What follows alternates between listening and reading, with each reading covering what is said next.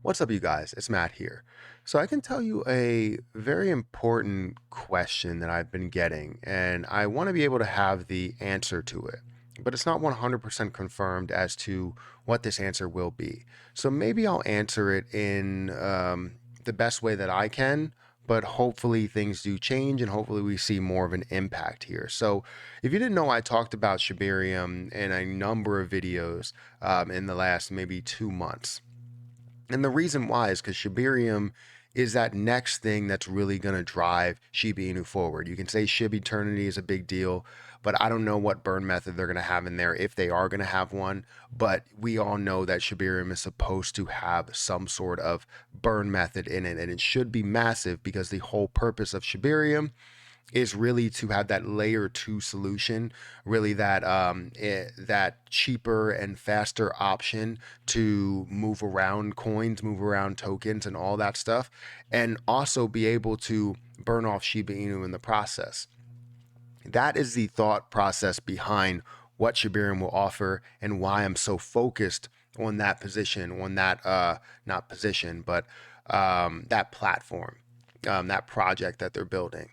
And I thought that that should have been implemented first. If that was the first thing that was implemented, it would make so many things easier. But I understand how difficult it is to really build a layer two solution, a layer two platform. Obviously, Loopring was going through a number of years in order to figure all of that stuff out. So totally understand, but it would have been very beneficial to all of the projects at hand if Shibarium was there first with a burning mechanism to establish what burning would be like right from the start.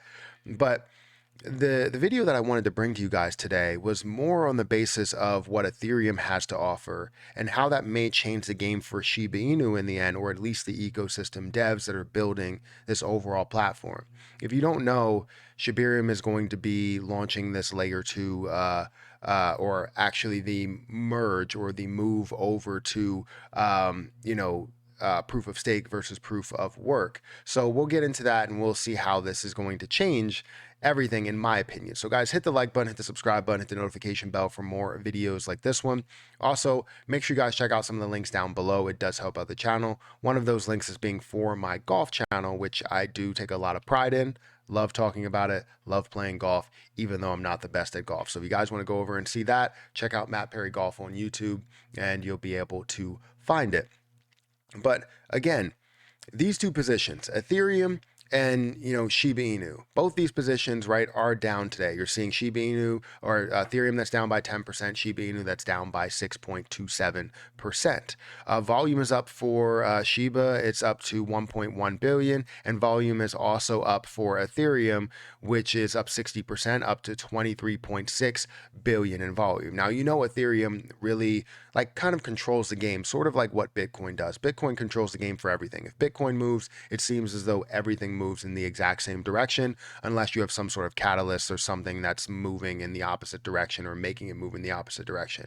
But Ethereum is kind of the same way, right? Ethereum controls a lot that's out there, right? It has probably the biggest use case, in my opinion, in the crypto market, where you're looking at NFTs, you're looking at a lot of the metaverse driven tokens and projects that are surrounding Ethereum. So obviously, Ethereum is a big part of the cryptocurrency market. Now, if you don't know, they're looking to move over to this proof of stake concept in September, mid September, or something like that. And when that does happen, when that merge actually happens, what does that mean for everything else? Well, everything under the Ethereum blockchain obviously will find a way to migrate over as well, which would be cheaper. You're moving all of these different pieces, and Ethereum itself, you're spending less money on these gas fees. You're going through transactions a lot quicker. Everything that you really wanted within this Ethereum, blockchain, within this area, right? Now, if you don't know what Shibarium's all about, Shibarium is built in order to kind of limit the amount of money that you're going to spend in some of these gas fees by grouping transactions, by grouping everything together into kind of like a carpool type of thing. The carpool scenario, or whatever you want to call it, comes up all the time. where it's like you have multiple transactions that are smushed into a clown car, and now you're driving on your way to your destination and you're getting multiple transactions done in one spot. So it's getting done faster, it's getting done cheaper, right? And you're able to save a ton of money and a ton of time. Well, if Ethereum ends up making this move well before Shibarium is built, does that really kind of thwart the plan of Shibarium? And in my opinion, it does, right? I understand that, Shiba Inu has its own thing over here, or this ecosystem has its own thing over here, and Shibarium may be big for its own reason. But if it doesn't have that reason, it may end up being a little bit weird. Let me go ahead and close this. I don't know why it's making noises. Um, but it may be a little bit weird because the only thing that it has to offer at that point, if Ethereum is now offering, the cheaper moves, the faster moves, and everything under the Ethereum network has now really migrated or shifted over, and we're seeing a ton of things being moved for a lot cheaper, and it's getting easier to buy NFTs, to buy land, to do everything you wanted to do. And again, I don't know the process as to what's going to happen entirely when Ethereum does merge over. How does that affect everything else? My assumption is that it does affect everything else right away that's under the Ethereum network, and everything migrates over just as though Ethereum does. But I'm not 100% sure. I'm a little blind to that, and maybe uh, may not have as much knowledge as some other people. So if I am wrong in this instance, please clear it for me, and I will clear it up in the next video. But I haven't seen anything that's related to nothing else moving but Ethereum, right? So, anyways.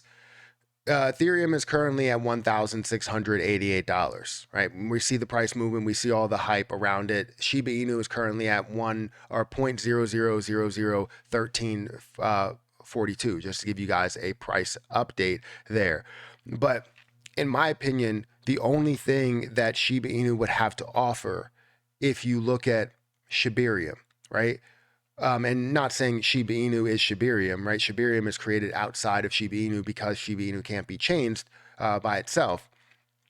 But if you're looking at Shibarium, the only thing that it has to offer is the burn. If it does not have a automatic burn in transactions, what's the point of using it?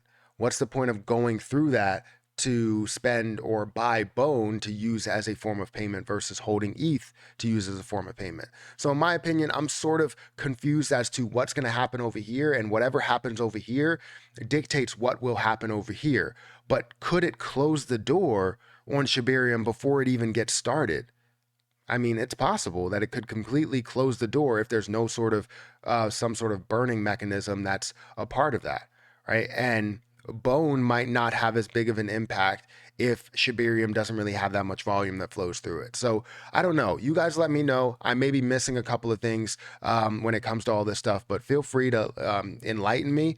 I'm open to reading all the comments. I do read all the comments. I just don't respond to everything. But I'm going to get out of here, guys. Thank you so much for watching, and I will catch you guys in the next video. Don't forget to follow my golf channel, Matt Perry Golf, and go ahead and subscribe and watch that content as well. But again, I'll catch you guys in the next one.